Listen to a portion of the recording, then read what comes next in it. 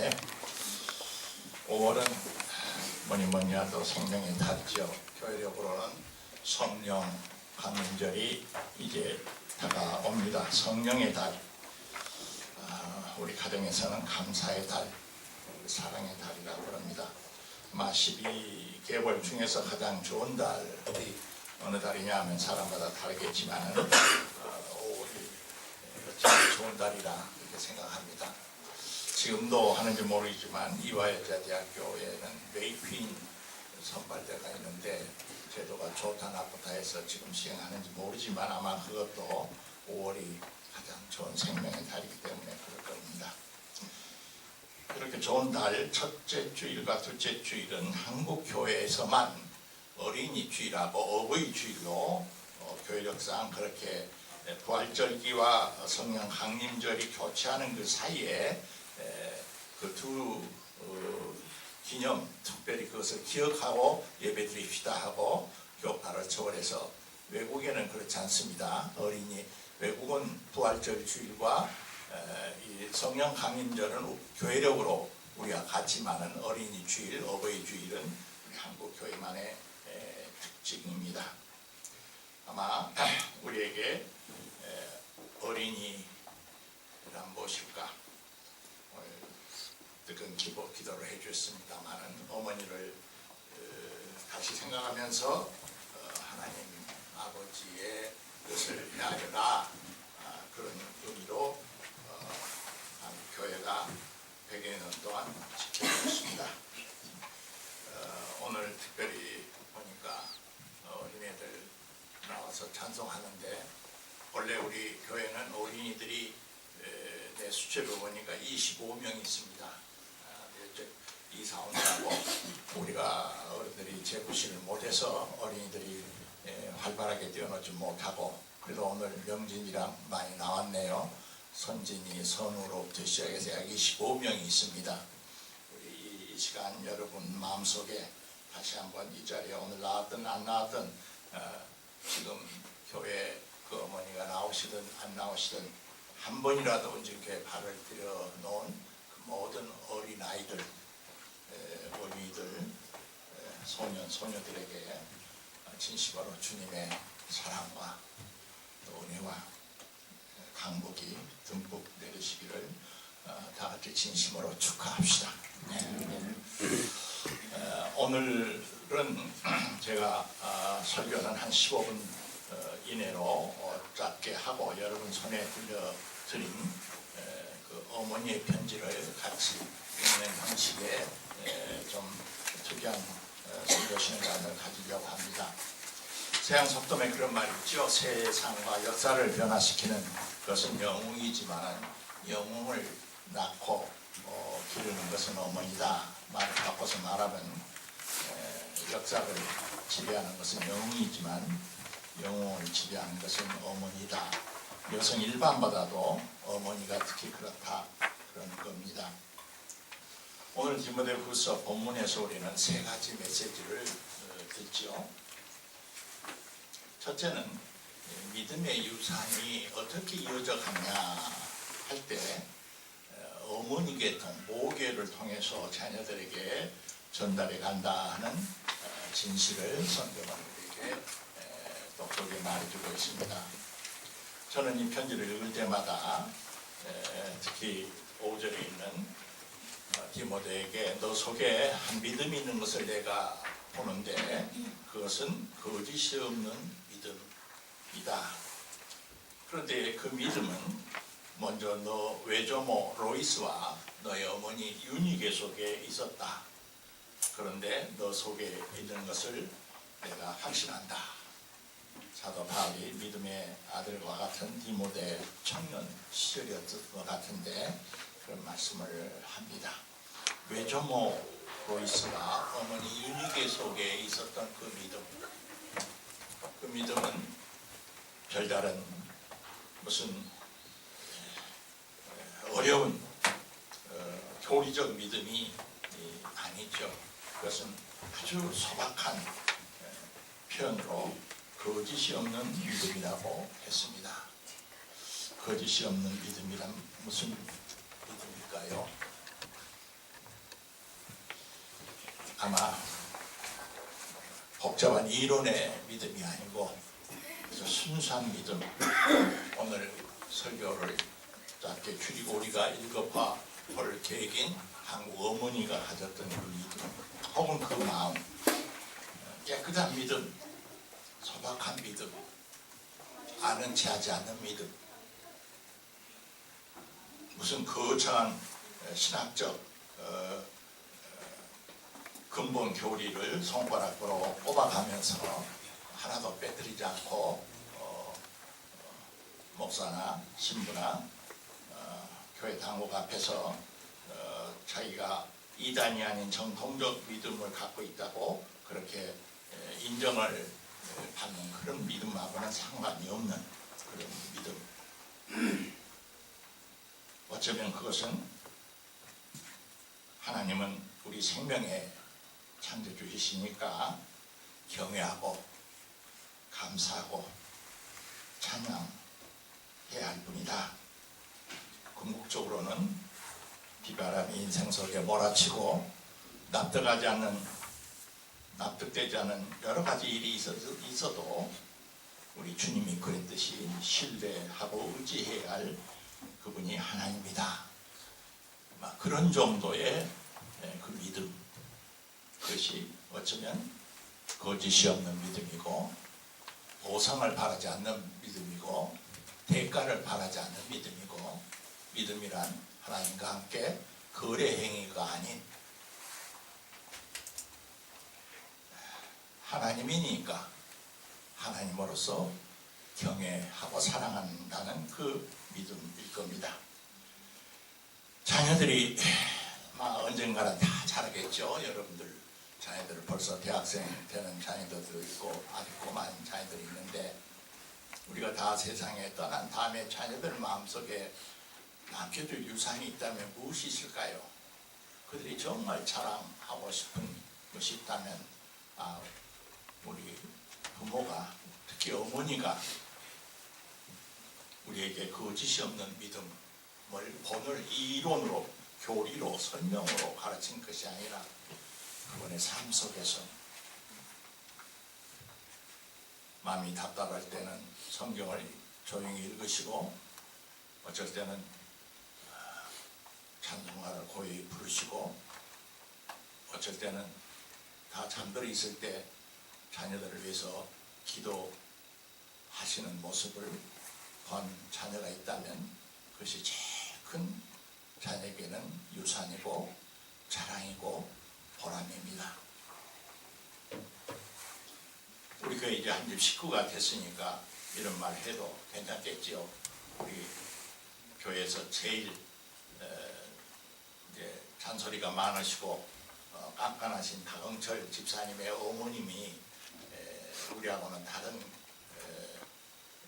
성결교 아마 계통의 교회를 다녔었습니다.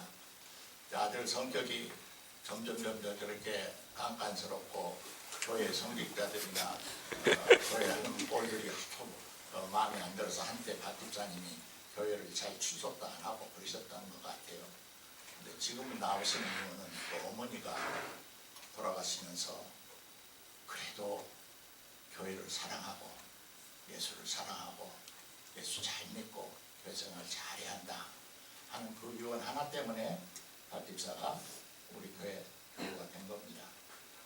어머니의 믿음은 그렇게 위대하시고 귀한 겁니다. 둘째, 거짓이 없는 믿음의 열매는 구체적으로 뭐냐 하는 것은 오늘 보니까 하나님을 두려워하는 것이나 세상을 두려워하는 그런 믿음이 아니다. 오직 능력과 사랑과 절제하는 마음이다 그랬습니다. 무슨 말일까요? 크리스찬은 그가 많이 배웠든지 못 배웠든지 재산이 많든지 못 배웠든지 사회에 버젓한 직장을 가졌든지 못 가졌든지 외부로 보는 그런 조건을 넘어서서 마음속 깊은 곳에서 능력 주신 자에서 내가 어떤 환난이나 고난도 떨쳐버리고 이길 수 있다. 그런 어떤 의지적 용기 존재의 용기일 것이고 기가 막힌 일들, 이해되지 않는 일들이 우리 사회에 너무나 많이 있고 세계가 불안하더라도 사랑이 우주 창조의 비밀이고 에너지며 그것만이 영원하다는 것을 예수에게서 배웠다는 그 신념으로 마음이 흔들리지 않고 있기 때문에 내 멋대로 하는 것이 아니라 절제하는 자유를 누리는 사람, 그 사람이 순수한 거짓이 없는 믿음을 우산으로 하는 사람일 겁니다. 셋째, 거짓이 없는 믿음을 우선으로 받은 사람은 어떤 사람이냐 하면은 하나님께 모든 좋은 것뿐만 아니라 고난과 함께 복음과 함께 고난도 받을 각오를 기꺼이 하는 사람이다. 오늘 그렇게 했습니다. 복음과 함께 고난을 받으라. 복음과 함께 고난을 받으라 하는 말, 자기의 무슨 욕망이나 기획을 욕심 때문에 혹은 경솔하게 세워가지고 좌절이 돼서 실패가 해서 고통받고 고난받는 그런 거 말고 복음을 위해서 복음이 뭘까요?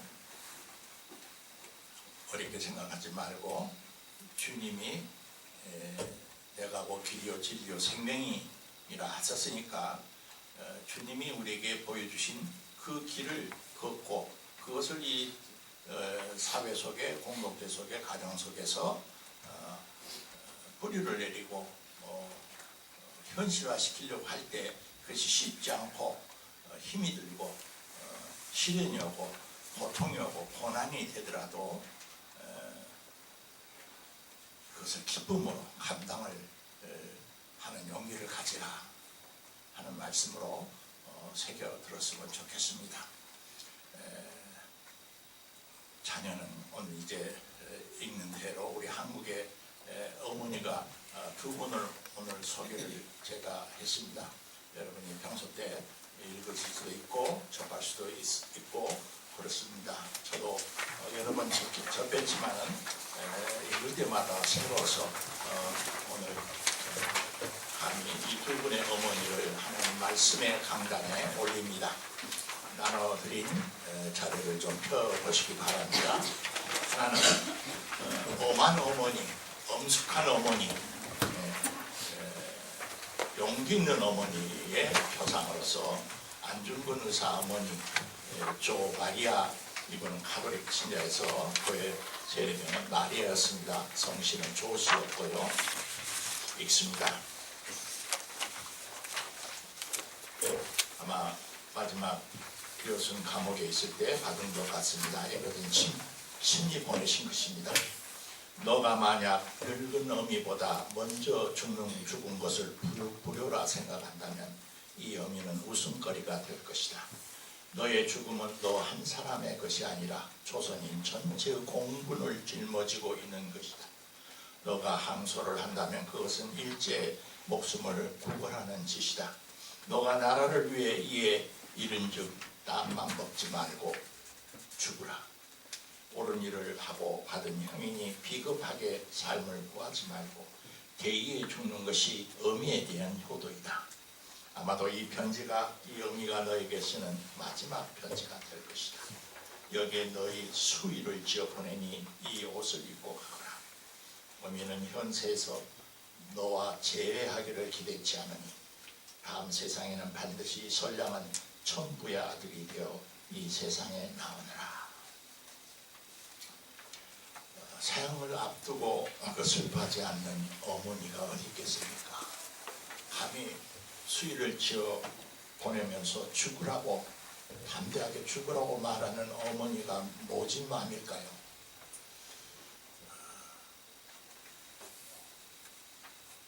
그런데 이것이 한국의 어머니의 마음 속에 있는 겁니다, 여러분. 자식을 해주준 게 애낀다고 연약하게 만들고 나약하게 만들고 그 값싼 정 때문에 생명을 완성하는데 도리어 어머니가 방해가 되는 어머니가 아니 됐으면 바랍니다. 그 다음 시는 임태주라고 하는 지금 한 50대 되시는 시인인데요. 그 어머니가 직접 쓴 편지는 아닙니다. 말년에 한 10여 년 치매로 고생을 했다고 합니다. 그런데 이분은 특별한 종교를 가진 것 같지 않고요. 그러나 살아 계실 때 그 어머니의 마음을 대신 읽어가지고 어머니가 쓴 심정으로 어머니의 편지로 감히 이렇게 구성한 것입니다. 아들이기 때문에 어머니의 마음을 잘 나타냈습니다. 아들아 보아라. 나는 원체 배우지 못했다. 홍이 잡는 것보다 글 쓰는 것이 10,000배 고되다. 그리 알고 서툴게 썼더라도 너는 새겨서 읽으면 된다. 내 유품을 뒤적여 너가 이 편지를 수습할 때면 나는 이미 다른 세상에 가 있을 것이다. 서러워할 일도 가슴 칠 일도 아니다. 가을이 지나고 겨울이 왔을 뿐이다. 살아도 산 것이 아니고 죽어도 죽은 것이 아닌 것도 있다. 살려서 간직하는 건 산 사람의 몫이다. 그러니 무엇을 슬퍼한단 말이냐. 나는 옛날 사람이 되어서 주어진 대로 살았다. 마음대로라는 게 당초 없는 줄 알고 살았다. 너희를 낳을 때는 힘들었지만 낳고 보니 정답고 의지가 돼서 좋았고, 들에 나가 돌밭을 고를 때는 고단했지만 바디랑에서 당근이며 무며 감자알이 통통하게 몰려 나올 때 내가 종을 준 것처럼 좋았다. 깨꽃은 얼마나 예쁘더냐, 양파꽃은 얼마나 환하더냐. 나는 도라지 씨를 일부러 넘치게 뿌렸다. 그 자태군 도라지 꽃들이 물이 지어 넘실 그럴 때 내게는 그것이 긍각이었다.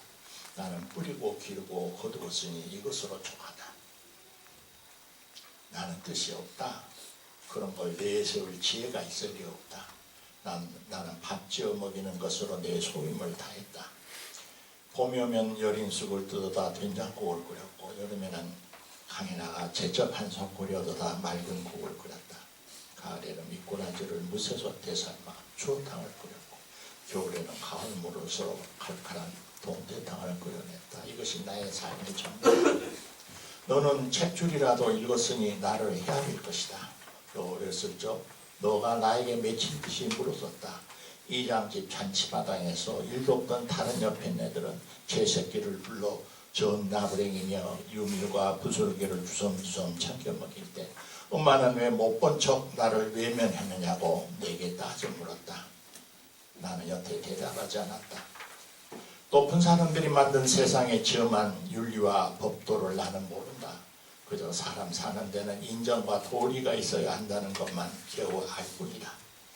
나무 예식이지만 나는 그에 맞는 예의를 보이려고 했다. 그것은 가난과 상관없는 나의 인정이었고 도리였다.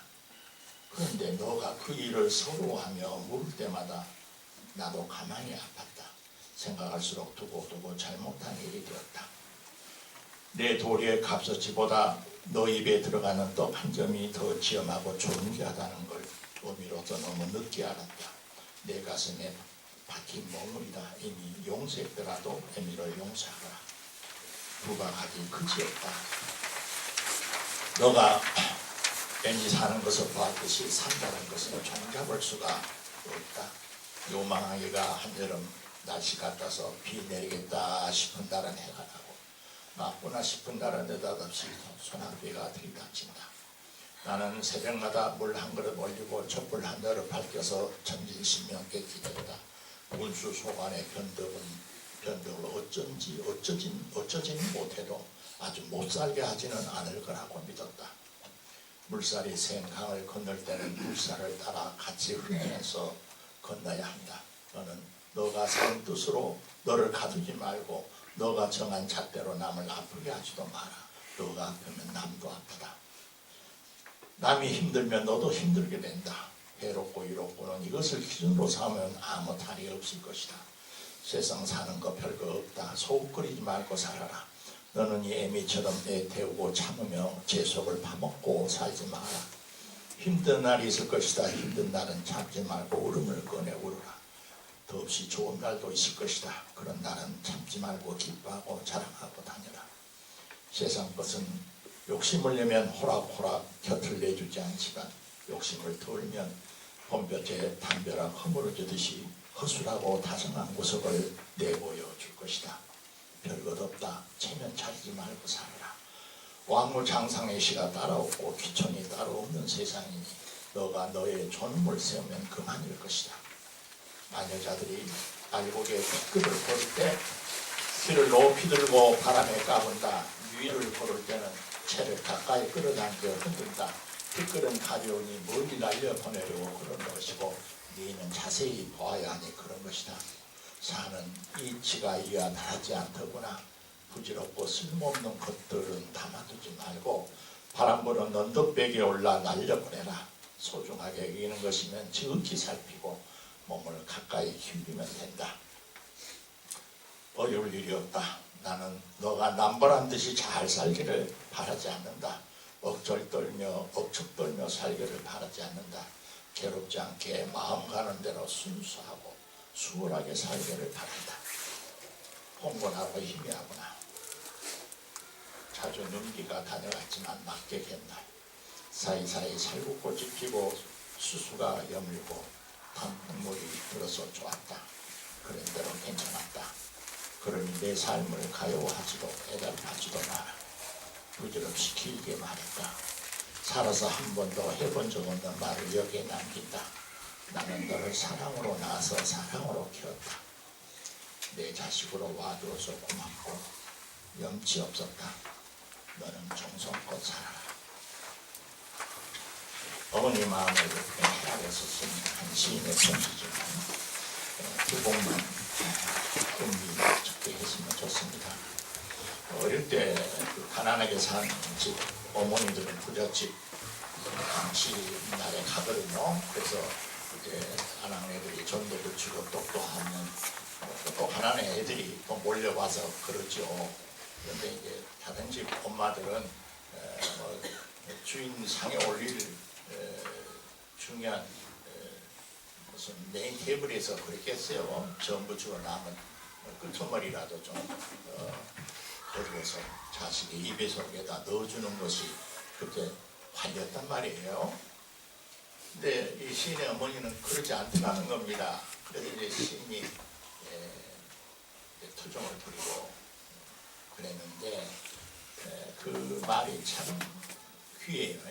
나는 배운 것이 없지만은 세상 도리와 예법이 나머지 잔치날인데 아무리 허들의 음식이라도 허락도 안 받고 그렇게 지새끼 입에다 넣어준 것은 떳떳하지 못한 일이라고 생각해서 그랬다는 거예요. 그러면서 뒤에 생각해본다. 그래도 자기는 도리를 그것이 사람의 법도라고 생각해서 그렇게 안 했는데 그래 네가 굶주려서 배고파서 그랬을 거니까 자기가 사람의 도리를 못 지키더라도 너 입에 음식을 하나 넣어주는 것이 옳았다는 것을 뒤늦게 생각해서 미안하다. 그런 편지거든요. 소탈한 문체로 썼지만 이것을 이제 뒤에 어머니가 다 돌아가신 그 아들은 어떻게 생각하냐면 어머니 정말 어머니를 전공하고 사랑합니다. 그때는 배고팠지만은 그 나머지 부잣집 전부찌개 떡 한 조각을 허락도 없이 어머니 마음에 거스르면서 제 입에 넣어주는 그런 어머니보다도 모질게 정직하게 진실하게 살아야 한다고 그렇게 배고픈 자식을 내친 그 어머니가 나는 더 자랑스럽고 존경스럽습니다. 자식 그렇게 어머니한테 편지 쓸 거란 말이에요. 오늘날 진실로 이 혼돈한 세상 속에서 어머니가 자식에게 아무리 그렇게 하는 것이 자식에게 당장 좋을 것 같아도 그것은 사람의 도리가 아니니까 나는 차마 그렇게 해줄 수 없다고 하는 이 가난한 못 변한 어머니 같은 어머니들이 많이 아마 계셨으면 좋겠어요. 마지막 부탁은 너는 정성껏 살아라 그랬습니다. 정성껏 살아라. 정성껏 잘 살아 드리는 것이 부모에 대한 효시다. 오늘은 디모데후서 말씀과 함께 한국 어머니의 두 개의 편지로 설교를 보충했습니다. 기도합시다. 우리에게 어린이를 주시고 어머니를 주신 것을 감사합니다. 이 땅에 태어난 저희 모든 생명들이 어릴 때 어머니의 젖무덤에서 자라난 것을 잊지 않게 하시옵소서. 땅에서 살아갈 때 정도를 걷게 하시고 정성스럽게 살아가도록 도와주시옵소서. 우리 주 예수 그리스도의 이름으로